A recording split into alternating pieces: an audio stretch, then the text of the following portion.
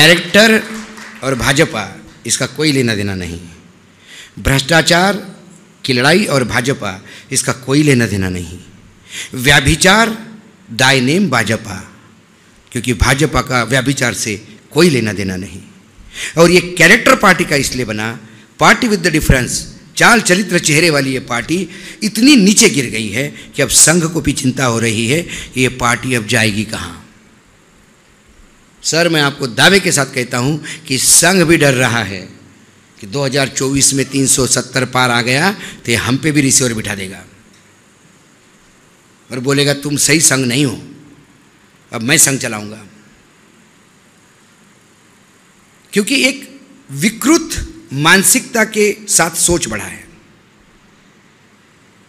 कोई कैबिनेट का मंत्री नहीं कह सकता कि मैं मंत्री हूं, कोई बीजेपी शासित राज्य का मुख्यमंत्री नहीं कह सकता कि मैं मुख्यमंत्री हूं। जैसा वो राय साहब जो चंपत राय है, उन्होंने कह दिया कि मैं तो मोदी जी को विष्णु का रूप में देखता हूं। तब से विष्णु जी, मैंने मोदी जी ने उनकी बात बहुत सही मानी और अपने आप को विष्णु मानने लगे। तो जब भगवान विष्णु जब श्री कृष्ण के अवतार में गीता बता रहे थे तो सब कुछ बताने के बाद भी अर्जुन की हिम्मत ही नहीं हो रही थी।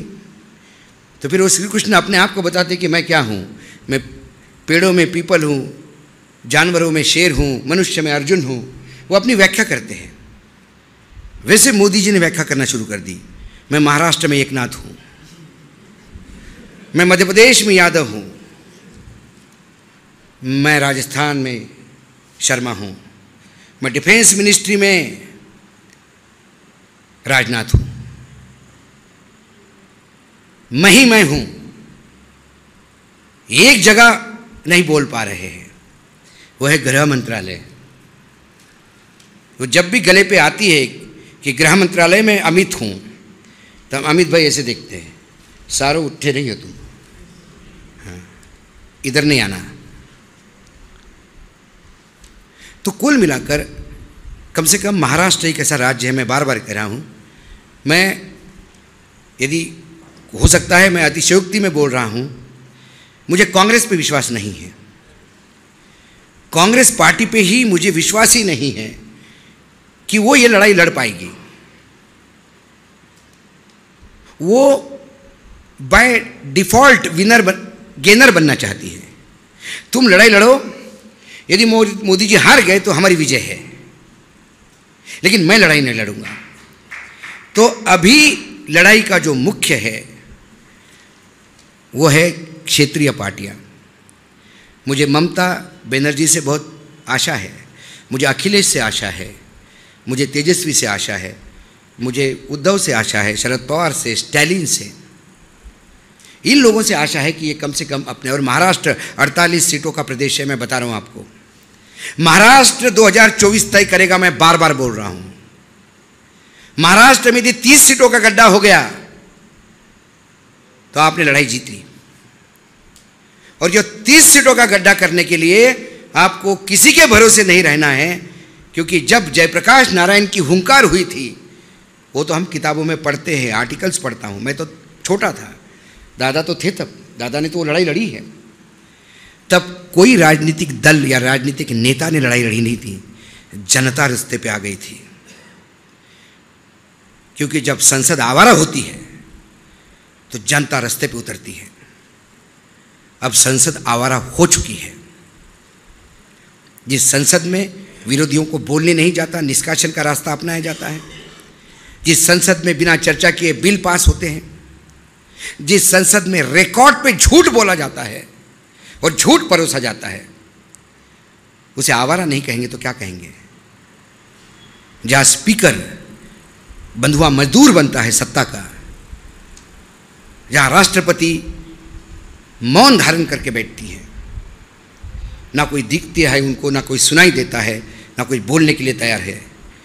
जब मणिपुर जल रहा था तो एक दिन मुझे फ़ोन आया रात को 9 साढ़े 9 बजे, संडे का दिन था, ड्राइवर नहीं था, मैं गाड़ी चला रहा था, फ़ोन बार बार बज रहा था, तो मुझे लगा पता नहीं कौन रात को 9 बजे इतना क्यों बार बार फ़ोन कर रहा। तो मैंने गाड़ी साइड को लगा के इरिटेट होते पूछा, बोले हेलो, बोले अशोक, बोले कौन? महिला का आवाज़ था। बोले अनुसुईया। मतलब कौन अनुसुईया? अनुसुईया तुम्हारी बड़ी दीदी अनुसुईया उइके बोल रही हूँ, मणिपुर गवर्नर। मतलब अरे क्योंकि जब कंबाइन मध्य प्रदेश था तब से हम जानते थे उनको, हमारी पत्रकारिता और उनकी राजनीति साथ में शुरू हुई। तो ऐसे कई नेता हैं कि स्ट्रगल के दिनों में वो हम साथ में बैठ के एक दुकान पे चाय पीते थे कि मेरा टिकट कट रहा है, हमने बोला यार हमारी भी औकात नहीं दिलवाने की, ऐसी बात होती थी। इसके एक बार मिल को देखो दीदी, इसको मिल के देखो, तो वो संबंध थे। बोले अशोक दिल हल्का करना है, तुझसे बात करनी है। मैंने बोलो दीदी क्या हुआ? तो उसने जो मणिपुर का वृत्तांत बताया मैं आपको बयान नहीं कर सकता। और जब बता रही थी तो फूट फूट के रो रही थी। मैंने बोला दीदी आप गवर्नर हो, ऐसा रो मत। बोले बेडरूम में बैठ के बैठी हूँ बेटा, तुझसे ही दिल हल्का कर सकती हूँ। जो रिपोर्ट हो रहा है उसके 1000 गुना चीज़ें हुई है। बोले आप समझ सकते हो क्या हुआ मणिपुर का। और ये इसको नराधम नहीं कहूँ तो क्या कहूँ, शब्द नहीं है मेरे पास।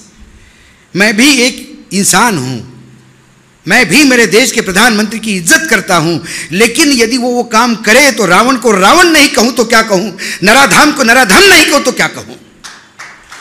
बंगाल में यदि एक कोई कांड हो जाता है तो उस कांड के लिए प्रधानमंत्री बंगाल में जाके उन महिलाओं से मिलते हैं। बंगाल में जो हुआ उसको मैं सही नहीं मानता, बिल्कुल गलत है। प्रधानमंत्री गए, जाना चाहिए। प्रधानमंत्री ने उन महिलाओं से बात की, लेकिन मेरे प्रधानमंत्री को साफ सूंघ जाता है क्या? जब मणिपुर में महिलाओं का होता है तो एक शब्द बोलने के लिए तैयार नहीं है, मणिपुर जाने को तैयार नहीं है। तब वो मणिपुर की बेटियां उनका परिवार नहीं है। जब खिलाड़ी हमारी कुश्ती की अपनी इज्जत लूट चुकी है, इसकी गुहार लगाने के लिए एफआईआर दर्ज करना चाहती थी। एफआईआर दर्ज करने के लिए यदि सर्वोच्च न्यायालय का साथ लेना पड़े तो इससे ज्यादा दुर्गति इस देश में महिलाओं की हो नहीं सकती। किस महिला सशक्तिकरण की बात करते हैं आप? किस आदि आबादी की बात करते हैं आप? इस हॉल में बैठी हुई कोई महिला, उसको 100 किलो तोला तो सोना भी दे दो, लेकिन उसकी बेटी की इज्जत पे आ जाएगी तो 100 किलो सोना फेंक के अपने बेटी की इज्जत बचाने के लिए रणांगण पे उतर आएगी। ये वो देश है। आप बोलते हो महिला सशक्तिकरण, उन लड़कियों को आपके पुलिस ने जूतों से रोंदा है क्योंकि एक गुंडे के खिलाफ वो एफआईआर दर्ज करना चाहती है और वो गुंडा आपका सांसद है तो 1-2 सीटें आपको जितवाता है उत्तर प्रदेश में। गुजरात लॉ कॉलेज अभी का एक्सपीरियंस, अभी का है, ज्यादा नहीं। Gujarat national law college campus में लड़कियों के हॉस्टल में मैसिव व्यभिचार हुआ लड़कियों के साथ, और लड़कों के हॉस्टल में घुस के उन्होंने लड़कों के साथ भी व्यभिचार किया। यूनिवर्सिटी ने खबरें दबा दी। रजिस्ट्रार ने कहा कि ऐसा कुछ हुआ ही नहीं हमारी यूनिवर्सिटी में। एक लड़की ने अपनी पीड़ा सोशल मीडिया पे दी। वहां के उच्च न्यायालय की न्यायाधीश थी, उसने सुओ मोटो एक्सेप्ट करते हुए इस केस को ओपन किया और उसने कहा अपने ओपनिंग रिमार्क में कि हम मुंह दिखाने के लायक नहीं रहे हैं। यदि लॉ यूनिवर्सिटी में ऐसी बातें होती है, जो देश के लोगों के कानून के अधिकार की रक्षा करने के लिए जो फौज तैयार हो रही है, यदि वो अपने ही अधिकारों का रक्षण नहीं कर पाती तो इससे ज़्यादा शर्मसार बात नहीं हो सकती। उन्होंने हाईकोर्ट के रिटायर्ड जज हर्षा देवानी को इंक्वायरी करने के लिए भेजा और जो इंक्वायरी रिपोर्ट आ गई तो रोंगटे खड़े करने वाली थी। जो संदेश खली में हुआ वो उसका 1% है, मैं दावे के साथ कहता हूं। राम राज्य 35 साल का गुजरात में सरकार है, राम राज्य की बीजेपी की 10 साल से डबल इंजन की सरकार है। विष्णु का अवतार समझने वाले नरेंद्र मोदी का गृह प्रदेश है, महात्मा गांधी की भूमि है, सरदार वल्लभ भाई पटेल की भूमि है। पटेल का स्टैचू बड़ा करने से पटेल की महानता नहीं होती। अरे पटेल के गुणों का कुछ तो अपने में लिया होता। प्रधानमंत्री गए क्या? उसके बाद 4 बार गुजरात गए। लॉ यूनिवर्सिटी की वो लड़कियों को मिलने नहीं गए। शर्म आती है। वो लड़कियां पाकिस्तान की हैं, चाइना से आई हुई है। 145 करोड़ इस देशवासियों में से वो नहीं हैं। झूठ बोलते हैं जब मैं बोलता है कि बोलते हैं कि मेरा देश पूरा मेरा परिवार है। इसका कोई परिवार नहीं है। यह सिर्फ खुद ही अपना परिवार है। इसको उद्योगपति अपने फैंसी ड्रीम्स करने के लिए चाहिए। इसको अपने पत्रकार भाट चाहिए, अपने चरण भाट, जो रोज इसकी भटेती करे, इसके कसीदे गाए। इसे अपने पार्टी में वो तमाम नेता चाहिए जो नीचे मुंडी करके आंख बंद करके बैठे। इसे विपक्ष तो चाहिए ही नहीं। और उसके बाद ये कहता है कि महिलाओं के लिए, मेरी माँ बर्तन मांजती थी तो, अरे तुम्हारी माँ बर्तन मांजती थी तो तुम उस गरीबी का बदला बाकी लोगों के बच्चों से क्यों ले रहे हो? हर एक के माँ बाप ने, कोई करोड़पति बन के नहीं आया, हर एक के घर में संघर्ष हुआ है। धीरू भाई अंबानी भी पेट्रोल पंप पे पेट्रोल बेचते थे। इसका मतलब कल अनिल अंबानी और मुकेश अंबानी पेट्रोल पंप पे पेट्रोल बेचने वालों को जूता ही मारना शुरू करें सुबह शाम तक। इस साल मेरा बाप बैठता था, मेरे को बड़ा बुरा लग रहा है। इनके पास मुंह नहीं है सवाल खोलने का। और इसके बाद भी देश का विकास, मैं बोलता हूं कहाँ है विकास? पैरामीटर्स मेरे पास आइए। देश का विकास कहाँ है? बोले जीएसटी बढ़ा। जीएसटी बढ़ा, जीएसटी से बड़ा फ्रॉड नहीं है। और ये जब आपको अंधभक्त बोलते हैं ना कि जीएसटी इतना बड़ा, फिर भी कहते हो इकोनॉमी ठीक नहीं है। जीएसटी कैसा बढ़ा? फरवरी का जीएसटी बताता हूं अभी। अब हम मार्च में हैं, फरवरी का जीएसटी बताता हूं। 1,63,337 करोड़ रुपए जीएसटी फरवरी। उनमें से central GST 31,785 crore, state GST 39,615 crore और आईजीएसटी 84,094 करोड़। ये आईजीएसटी क्या है? ये इंटर बिलिंग और उससे ज़्यादा इंपोर्ट से मिलने वाले टैक्सेस है। यदि टोटल जीएसटी में सेंट्रल जीएसटी और स्टेट जीएसटी से भी ज़्यादा इंपोर्ट पे टैक्स लगा के और सेस लगा के यदि आप पैसा कमाते हो तो ये देश नीचे जाना तय है। क्योंकि जो देश इंपोर्ट पे टैक्स लगा के अपनी ड्यूटी कमाता है वो अपने देश को बर्बादी के कगार पे ले जा रहा है। क्योंकि हमारे देश में इंपोर्ट ज़्यादा, एक्सपोर्ट कम और 200 अरब डॉलर का घाटा है। कहाँ जाएंगे हम? जब ये आंकड़े कहते तो बोलते नहीं इंपोर्ट अभी नेसेसरी है, बाद में हम कवर करेंगे। अरे 10 साल से यही बोल रहे हो। पहले बोल रहे थे मुझे उनको 60 साल दिए, मुझे 60 महीने चाहिए, 60 महीने दिए। फिर आपने कहा 5 साल और चाहिए, 5 साल और दे दिए। हर बार आपको हम समय देते हैं और हर बार आप एक नीचांक गांठते हो और फिर झूठ बोलते हो कि हमने देश बहुत प्रगतिशील है, मंगलयान भेजा, रामलला आ गए हैं। अरे बाबा रामलला आ गए तो आ गए, आगे क्या? रामलला के लिए तो लोग डोनेशन दे रहे हैं, वो तो 56 भोग खाएगा। लेकिन रामलला के वहाँ जो दिए लगते हैं, 85 लाख दिए और 80 लाख दिए और 90 लाख दिए का जो Guinness book of world record बनाते हो, वो दिया बुझने के बाद उस दिए से तेल लेने के लिए छोटी छोटी बच्चियां पुलिस के डंडे खाती है। शर्म आनी चाहिए, शर्म आनी चाहिए। राम के मंदिर में जाने के पहले, मेरा राम उस मंदिर में है ही नहीं यदि मेरे छोटी बच्चियां वहां पुलिस के डंडे खा रही हैं। मेरा राम वहां नहीं हो सकता। मेरा राम तो शबरी के बेर खाता है। मेरा राम केवट की धन्यवाद देता है। मेरा राम रईस को चोचले नहीं पालता। सर्वोच्च न्यायालय ने जब बॉन्ड पे बात करी तो प्रधानमंत्री कह गए कि सुदामा आता है श्री कृष्ण को मिलने और पोटली में से कुछ निकाल के देता है तो सर्वोच्च न्यायालय को तकलीफ है। अरे भाई क्या सुदामा है तुम्हारे? ये कौन से चावल ला रहे हैं? क्या डायमंड के बना के ला रहे हैं क्या? एक एक चावल 1400 करोड़ रुपए, 500 करोड़ रुपए। और यदि ऐसे सुदामा इस देश में हैं तो फिर हमारी और अपनी जगह कहाँ है दादा? ढूंढे आध्यात्म में, ढूंढो को सुदामा से भी गरीब कोई था क्या? क्योंकि हमें यही मालूम था कि सुदामा सबसे गरीब ब्राह्मण था। यदि सबसे गरीब ब्राह्मण अब्जोपति है तो फिर मैं और आप कहाँ, मतलब हमारी जगह कहाँ है? हम पाताल में जाएं? बेशरम, सब बेच के खाया है। और ये वस्तु स्थिति आपको बतानी है लोगों के सामने।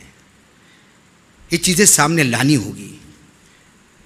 ऐसा नहीं कि यहाँ आके भाषण दे के, मतलब कीड़ा नहीं है भाषण देने का, ये मेरा प्रोफेशन ही नहीं है, मैं भाषण देने वाला नहीं हूँ। हम 10-10 मिनट पे 5-5 मिनट के प्रोग्राम करने वाले लोग हैं, 1 घंटा बोलने की बात नहीं है। लेकिन लगता है कि जब फेल सब हो गए तो किसी ना किसी को तो गांडी उठाना होगा, तुनीर पे तो बाण चढ़ाने होंगे, बाण तो चलाने होंगे। भले ही अकेला चले, साथ में लोग आते हैं, मिलते हैं, सुनने वाले लोग भी हैं और मेरे जैसे बोलने वाले लोग भी हैं, लेकिन सुनने वालों की तादाद कम है। हो सकता है डर के नहीं सुनते होंगे, हो सकता है कि एक अदृश्य मनमोहन देसाई की पिक्चर के सपने में रहना चाहते हो, इसलिए सच्चाई देखना नहीं चाहते। लेकिन आप सच्चाई से कब तक भागते फिरोगे? ये आपके सामने भूत आके खड़ा हो जाएगा।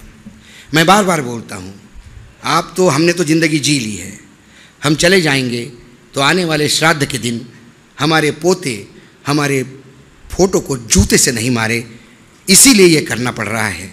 कोई कौवे का इंतज़ार नहीं करेगा, कोई घास नहीं डालेगा, मैं बता रहा हूँ आपको, क्योंकि तब तक आप जिंदगी नरक बना चुके होंगे इस देश में। मैं ये नहीं कहता हूँ कि कोई राजनीतिक दल ठीक है, लेकिन ऐसे मर्द को चुनाव जिताइए कि जो आंखों में आके डाल के पूछे कि ये गलत है या सही है, बता। वहाँ जाके पूछ हिलाते हुए होयबा होयबा बोलने वाले लोग नहीं चाहिए। और यदि ऐसे सांसद भेजोगे तो ये आपका अपमान है। नपुंसकों को आगे भेजोगे तो वो आपके रिप्रेजेंटेटिव है, और फिर आप में भी पौरुषत्व कहाँ से आएगा यदि आपके नेता ऐसे हो तो। इसलिए ये यज्ञ है, 2000 के चुनाव, 2024 के चुनाव, ये चुनाव मात्र नहीं, ये देश की एक दिशा देने वाली तय होगी। और यदि ये देश उस गर्त में चला जाएगा तो फिर 100 साल लड़ाई लड़नी पड़ेगी। मैं बता रहा हूँ आपको, 100 साल लड़ाई लड़ने के बाद आपको फिर एक नए सूरज के इंतज़ार करना पड़ेगा। लेकिन क्या भारत भूमि पे 100 साल का कोई अभिशाप है? मुगल आ गए 100 साल चले गए, अंग्रेज़ आ गए 100 साल चलेंगे, और ये फैसिस्ट लोग आएंगे, धर्मांध लोग आएंगे और ये 100 साल राज करेंगे। देश बचेगा नहीं। ये देश को बचाना है। हमने और आपने क्या खोया होगा, लेकिन जिन लोगों ने खोया वो ऊपर बैठे हैं, एक दिन हमको भी ऊपर जाना है, जवाब तो देना है। वह कम से कम नज़र में नज़र तो मिला सकते हैं कि हाँ, हमने जितना हो सका उतना तो किया।